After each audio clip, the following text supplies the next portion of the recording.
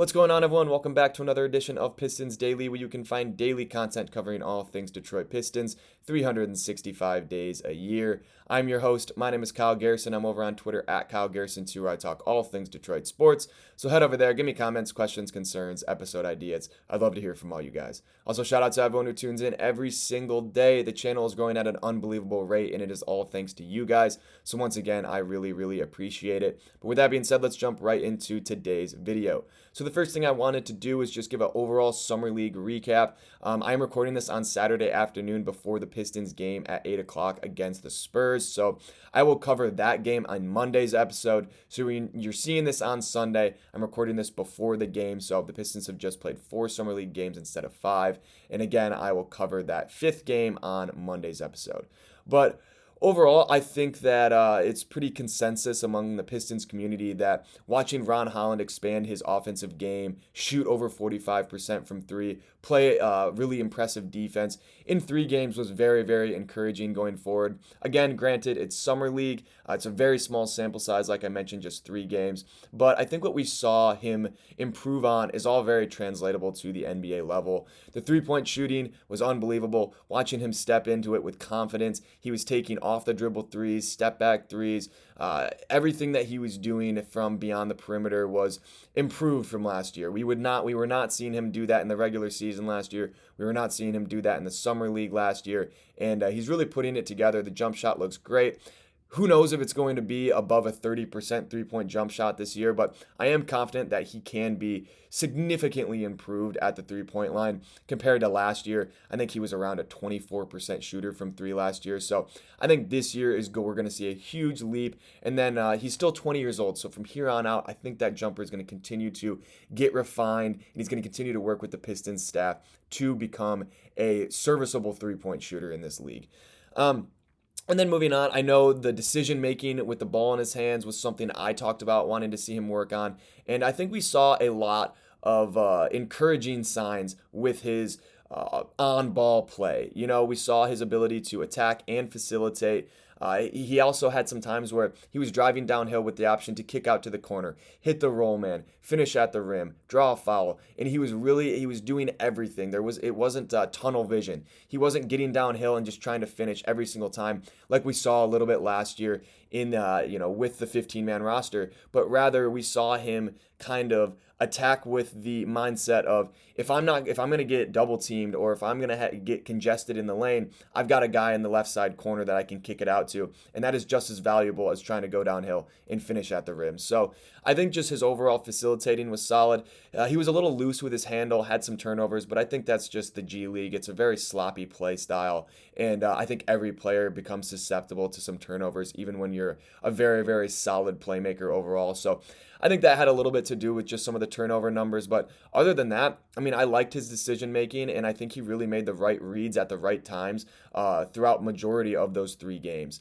And then looking at defensively, obviously he was just unbelievable, jumping passing lanes, attacking at the point of, or playing really solid defense at the point of attack on some very solid NBA level players like Terrence Shannon Jr. from the Minnesota Timberwolves. So I think there was just a lot of encouraging signs defensively. And I think if you pair him alongside Ausar Thompson, that's going to be a very scary defensive duo going forward. So I like the maturity we saw from Ron. I like the leadership role he kind of took on in year 2 as a Summer League player. And we only saw 3 games, but from the 3 games, I thought it was very solid. Let me know you guys' thoughts on how you thought he looked in those 3 games and other things you'd like to see him work on. And then just quickly touching on Bobby Klintman and Chaz Lanier. Both of them had their ups and downs. I really do think that both of them could benefit from playing with the Motor City Crews this year. Chaz Lanier does need to continue working on just consistency with the shot. The off-ball movement and finding open spaces was excellent throughout the entirety of Summer League. But I also think that just the finishing the shots over taller defenders and taller players that are on the closeout or longer players on closeouts is going to be something he needs to work on.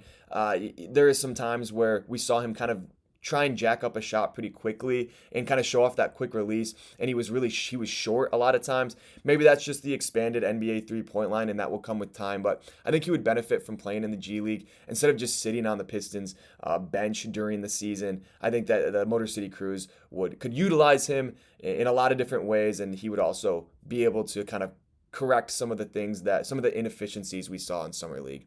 And then Bobby Klintman, we've talked about him a bunch. He needs to get stronger. He needs to have more conviction when he's driving downhill. But I did see some improvement, I would say, from especially game 1, 2, and 3 to game 4. We saw him kind of come into his own as an offensive player. He shot the three ball well. He facilitated well. He got to the rim. He was finishing. He was hitting his free throws. And there's a lot of encouraging signs in his game, but from those first 3 games, it's just very, very inconsistent as of right now, and I think that he could benefit from playing with the Motor City Cruise. But let me know in the comments your thoughts on Summer League, who you thought improved their stock, and then who you think has some things they need to work on going forward. But I wanted to move on here and just discuss a potential option at the backup power forward position, and that is Trey Lyles. Obviously, a former Piston, has been on the Sacramento Kings the past couple of years. He had a down year shooting last year, but I think the Pistons could get him at a very cheap contract and potentially a veteran minimum, which would be very nice because the Pistons do have that biannual exception that I talked about. I think it's about $5.1 million, and you only get it every 2 years, hence the name biannual. So being able to utilize the veteran minimum to still fill a rotational need would be very nice, and I think Trey Lyles would fit that. I just think if Tobias Harris gets hurt, yeah, you can run Ausar and Ron Holland at the 3 and 4 interchangeable, but is that really the best way to maximize their strengths? And I just think the answer to that is no. I think that you do need to bring in a true backup power forward, and Trey Lyles could be that guy. He can give you some reassurance that, if Tobias Harris does go down, you still have an option if need be. Obviously, he wouldn't become a 35-minute per night guy if he got that starting spot or had to step into the starting spot, but he could still fill in some of those minutes, and you're not running Ausar Thompson 36 minutes a night at the power forward position. I don't think that's realistic going forward. So I would like to see the Pistons pursue a backup power forward, and if they want to go for a cheap option, Trey Lyles is a great option there.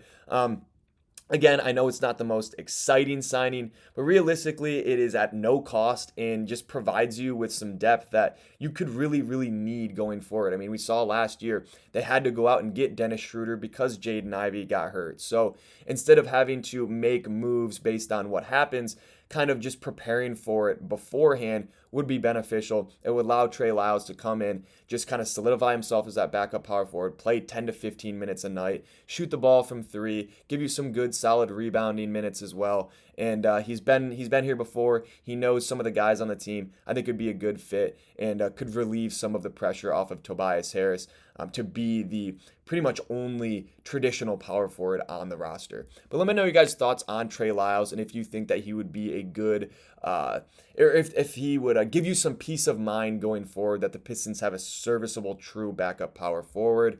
And then moving on, I had a question on yesterday's video from maintain_, just asking what they thought Marcus Sassars' role is going to be this year. I think that's a great question because there's been a ton of speculation and uncertainty on what kind of his role is going to be going forward.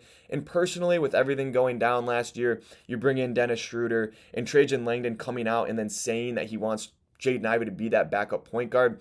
Marcus Sassars' availability and minutes are really dwindling, and I think there's going to be a lot of parts of his game he's going to have to refine going into training camp for the Pistons to be comfortable throwing him in the rotation and putting him out there every single night. I'm not saying that it's it's not in the realm of possibility. I definitely think that Marcus Sassars is a talented player and could potentially play on this team going forward, but there's going to have to be some parts of his game that he improves on, and we'll kind of touch on that here in a second.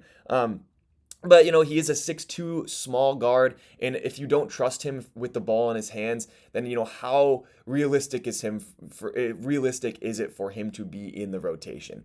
And I think that probably the most likely option going into the season is that he's not going to crack the rotation on a game-to-game basis, but rather just situationally be a plug-and-play guy. Could see some minutes some nights, and then it could be a stretch of 5 games where he doesn't play at all. Kind of similar to what we saw this past year. But if he were to crack this rotation, one of these three things I think would have to happen. Not saying crack the rotation, but rather be a actual rotational piece where you're expecting him to play every single night.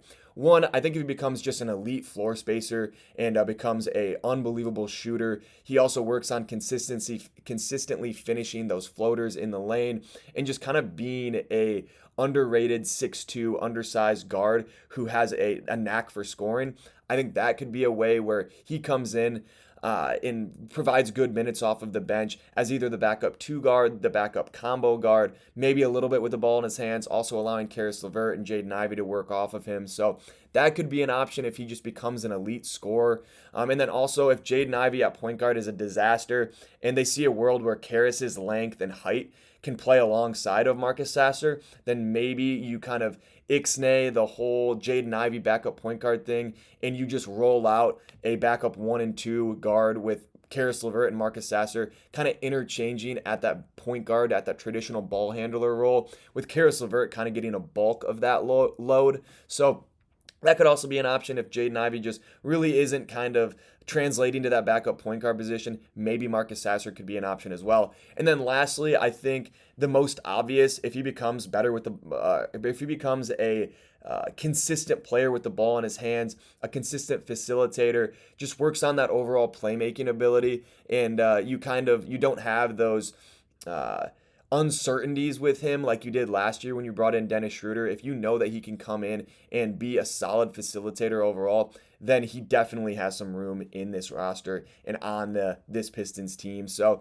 I think right now I would expect him to be kind of a plug and play guy, but there's a lot of things that could go right for him going into the season, and he could find consistent minutes. I'm rooting for him too. I think that if he is getting minutes, he's going to play well. He's a very high energy guy. He's a competitor, and he wants to win games. So I would like to see him play this year. I would like to see him crack the rotation. I just don't know how realistic it is with kind of the guys they brought in and what Trajan Langdon has said throughout the offseason. But let me know in the comments or over on Twitter if you agree with my take on Marcus Sasser's role going forward, or if you think I'm wrong and that he will be a part of the rotation game one and heading into this upcoming season.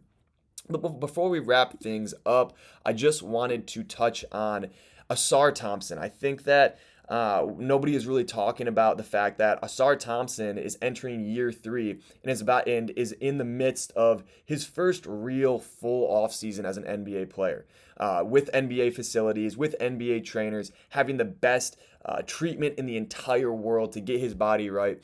I mean, you look at last year with his blood clots, he didn't have a full offseason. Then the year before that, he's coming in as a rookie. So you don't really get a full offseason as a rookie. You're still kind of trying to figure things out. And it's just the pace of the game and everything is just so fast paced that he had to kind of, learn and grow fairly quickly, and probably wasn't able to really refine parts of his game, but rather just try and get it acclimated to the speed of the NBA game. But this year, he knows the speed, he knows what's expected out of him, he knows his role on this team, and I think that he's going to take a very, very big leap. We saw the jump shot. It still has a very, very, very long way to go. But with Ron taking a bit of a leap with his jump shot, I think that frees up Ausar to really focus on just being a freakishly athletic and energetic wing that can lock up 1 through 4, thrive off ball, making his teammates better defensively, and a guy that you know can handle the ball when need be and get downhill with ease, but can also play off ball, be a lob threat, and just kind of be that energizer bunny that we've talked about, where the Pistons can rely on him to play solid defense every single possession, and also he isn't a liability on the offensive end of the floor. So everything that we've seen from Ausar Thompson so far in his career has shown that he can be an elite player at the NBA level, and I think that, like I said, with a full offseason under his belt, he's going to continue to take that next step. I mean, you watched it last year. Everything he does seems effortless. Even coming into this year, he only started playing about halfway through the year, coming off of blood clots, still getting in-game shape, and he looked like the most athletic, the most in-shape guy at times all throughout last season, even though he was coming in and still trying to get acclimated to the speed and kind of get back to mid-season form when he really didn't have a ton of time to kind of work on his body and perfect parts of his game that I know he wanted to work on. So last year was kind of a glorified rookie year for him, and next year I think is where he really takes that leap that we saw from his twin brother Amen Thompson in his second year. So overall, I'm just really, really excited for Ausar Thompson. I know I've heard from the entire Pistons community that everyone is excited with him as well. His ball handling, his finishing at the rim, his creation off the dribble, whether for himself or for his teammates, and like I said, overall effectiveness as a fluid off-ball mover that excels in transition, and that is just unbelievable on both ends of the floor.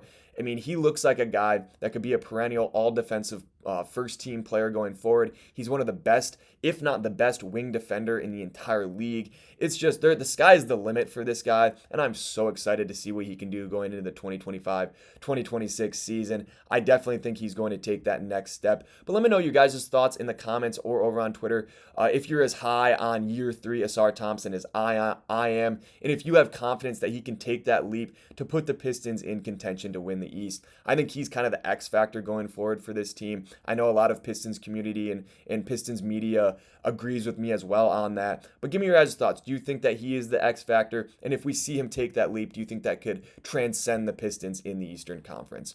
But that's all I've got for you guys today. Let me know in the comments or over on Twitter your thoughts on Summer League as a whole. Also, if you'd like to see the Pistons go after Trey Lyles for the backup power forward position, and overall, your outlook on Marcus Sasser and Ausar Thompson heading into the 2025 season. But as always, like, subscribe, comment, turn on post notifications, and follow me over on Twitter at Kyle Garrison 2.